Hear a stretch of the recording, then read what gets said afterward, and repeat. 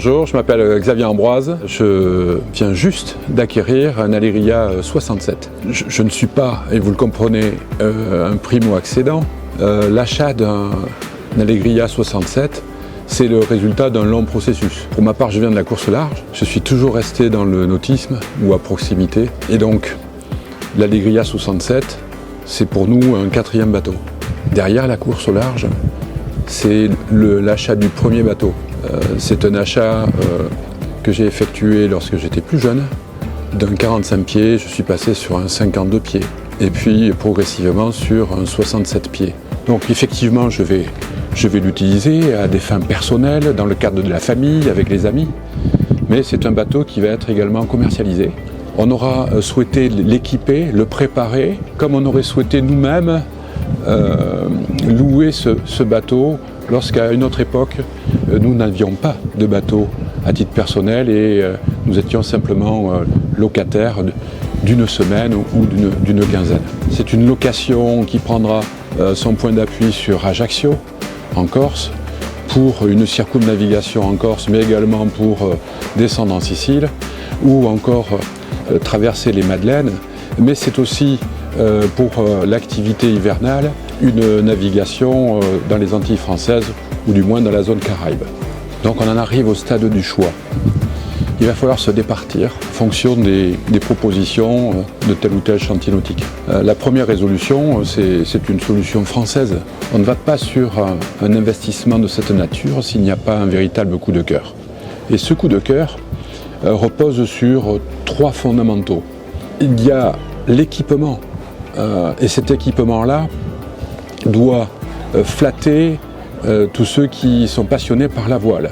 Ils doivent retrouver tous les attributs de qualité d'un bateau performant. Donc c'est un déplacement qui est léger, c'est une surface de toile qui est assez imposante.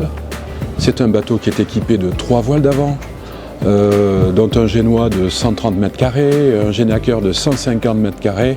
On n'est pas dans la démesure, mais on veut flatter l'activité du navigateur, celui que l'on appelle plus communément le voileux. C'est l'un des 3 fondamentaux. Le second, c'est la vie à bord. Il faut que les lignes du bateau flattent l'œil. Il faut que la vie à bord soit confortable. Il faut que ça soit un lieu d'apaisement. Plus communément, on sera 6, 7, 8 passagers à bord. Il faut cohabiter et certainement pas dans l'exiguïté. C'est aussi la raison pour laquelle nous avons fait le choix d'aller sur un Alegria, parce que le chantier Fontaine-Pajot, qui tient une expérience relativement longue, a su rechercher quand même des solutions et mettre en place des équipements qui sont particulièrement adaptés à ce milieu. Troisième des points forts, c'est la gastronomie. C'est un bateau qui comprend 3 personnels d'équipage. Un commandant de bord, un second capitaine, mais également un chef. C'est un spécialiste qui d'ailleurs, dans une précédente vie, était à la tête d'une table gastronomique. Il faudra adapter le volet gastronomique à la région dans laquelle se trouve le bateau et la clientèle. C'est une cuisine de premier plan pour un bateau premium. Et avec le volet gastronomique, il ne faudra surtout pas oublier la carte des vins ici à bord, parce qu'on a aussi un petit peu de place. On a la possibilité de présenter une carte particulièrement profonde, alors soit avec des vins rouges, il y a aussi des vins blancs secs, des rosés et des champagnes, le tout à la discrétion de la clientèle, pour autant qu'elle le souhaite.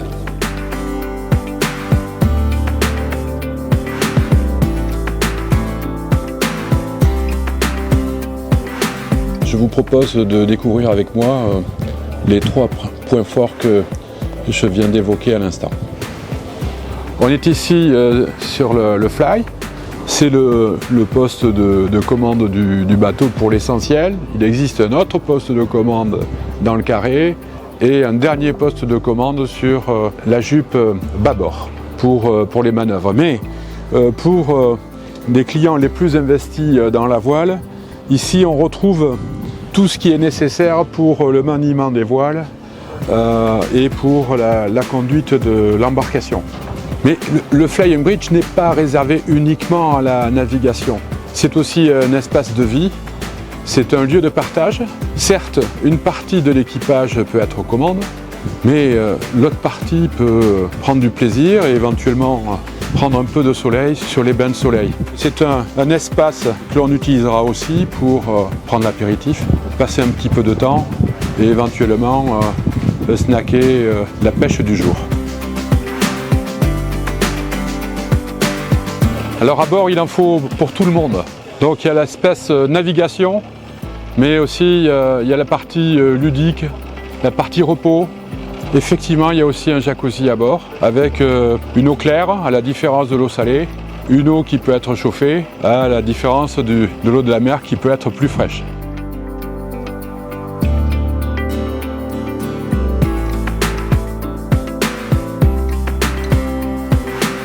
On est ici dans la cabine propriétaire, la fameuse Master Cabin.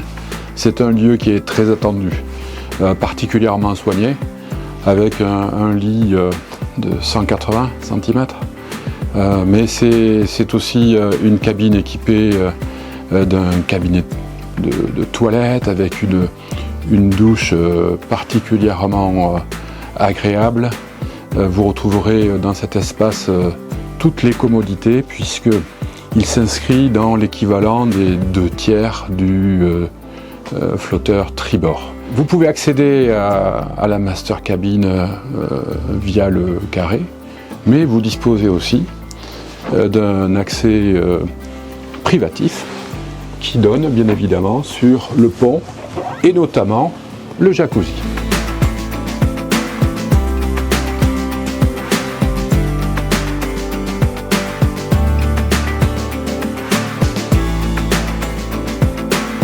On est ici dans le lieu principal de vie, le carré de l'Alegria. Donc c'est là encore un espace d'exception que l'on n'a pas voulu dénaturer. On est dans le format standard, excepté peut-être une méridienne qui a été remplacée par un bar et par quelques équipements supplémentaires. On a choisi une cuisine dans le carré pour partager l'instant de la préparation des repas au milieu de l'équipage.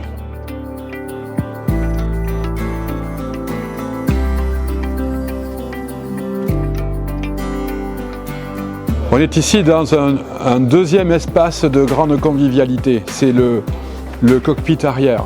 Vous pourrez être servi à l'intérieur dans le carré, mais vous pourrez vivre aussi des instants inoubliables dans le cockpit arrière.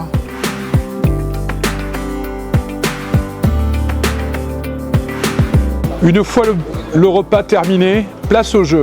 Il y a aussi des instants de récréation. On a tout à fait la possibilité de les aborder au travers du ski nautique, du wake, de la bouée, de la pêche et du snorkeling.